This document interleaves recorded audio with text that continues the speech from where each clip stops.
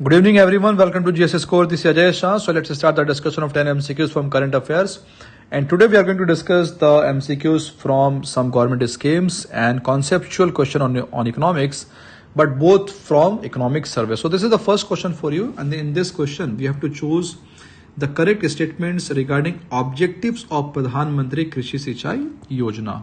Fine. The first statement says to improve on-farm water use efficiency to reduce wastage of water.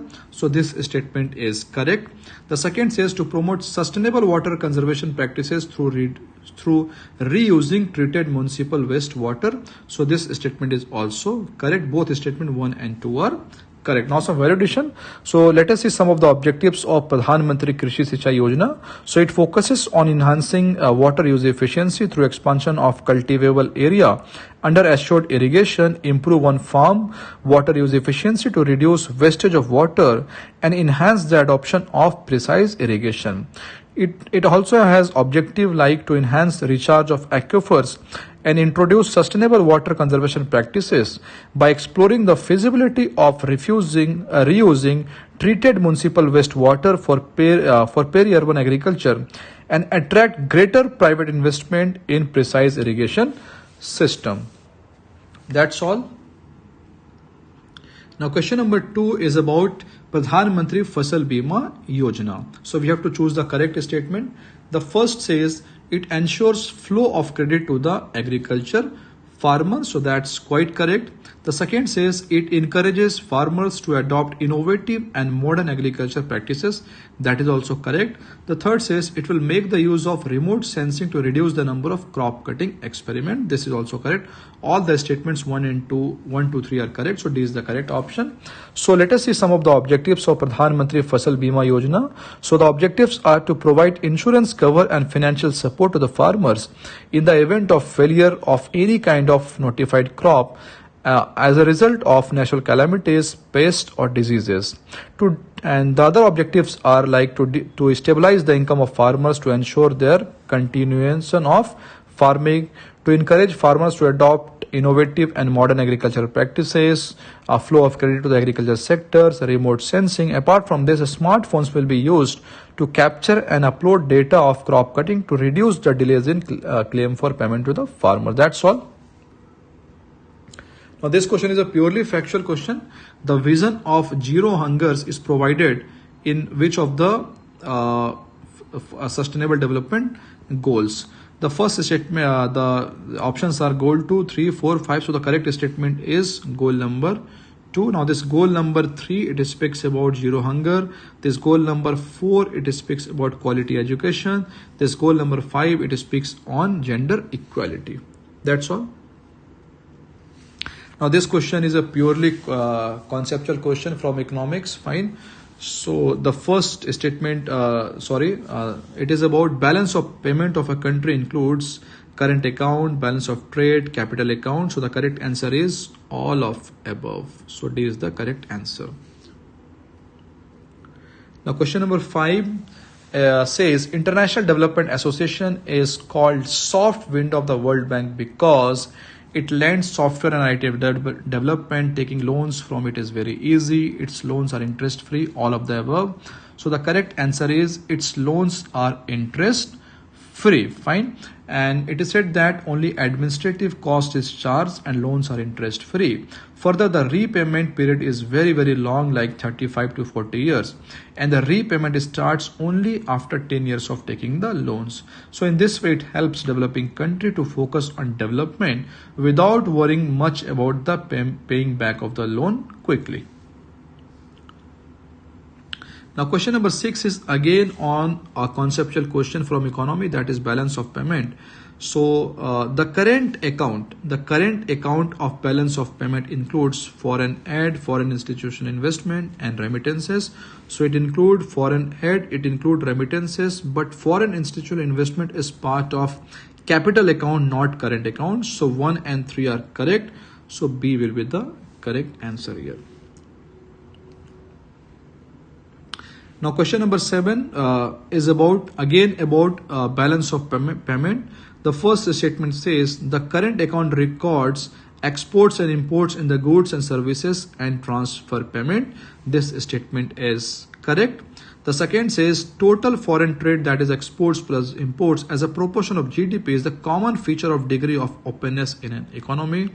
This statement is also correct. Both statement 1 and 2 are correct.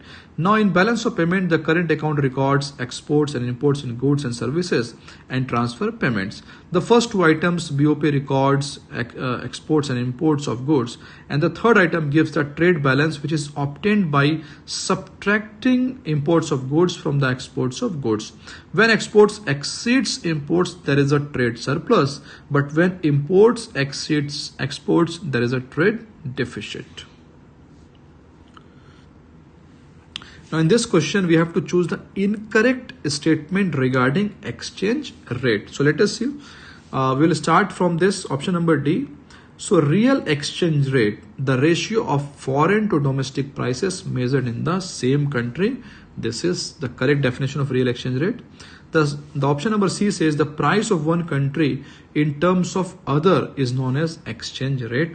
This statement is also correct. The third says the real exchange rate is often taken as a measure of a country's international competitiveness. So this statement is also correct. The option number A says if real exchange rate is equal to 0, currencies are at purchasing power parity. This statement is wrong. So you have to choose incorrect statement. So A will be the correct answer here. So now some validation. So what is this exchange rate? So the price of one currency in terms of the other is known as exchange rate.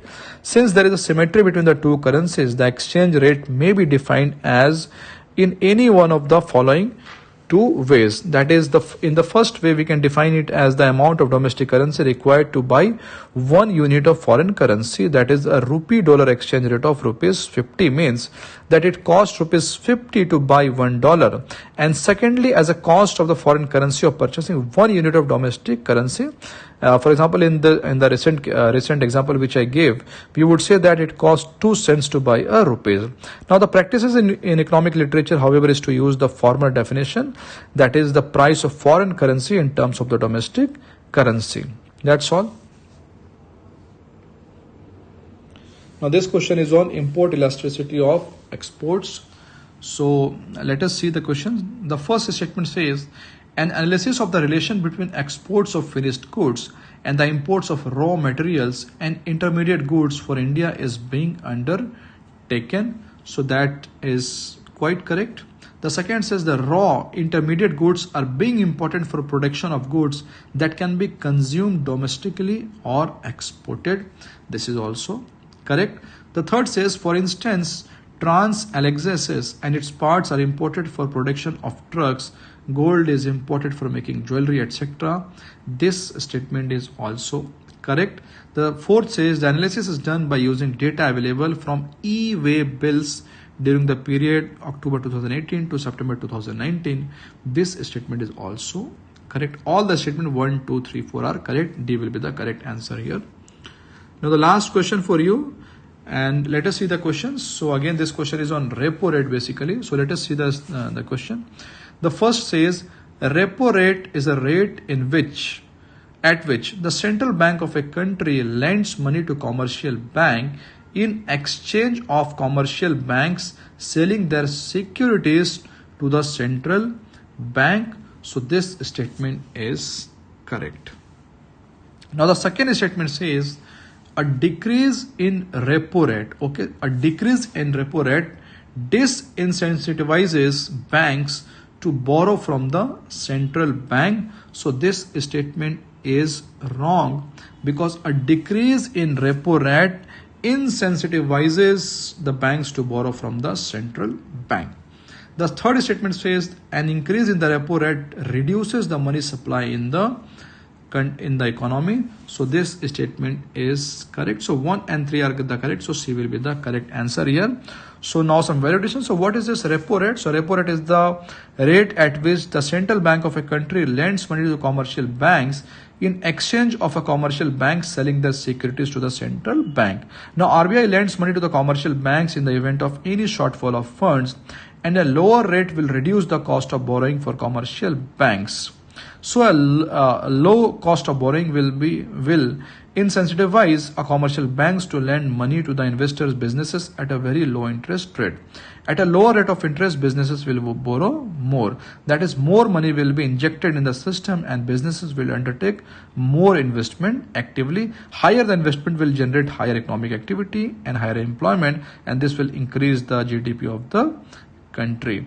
Fine. So that's all for today. I hope you liked the class. Please like and subscribe our channel for more such videos. Thank you very much.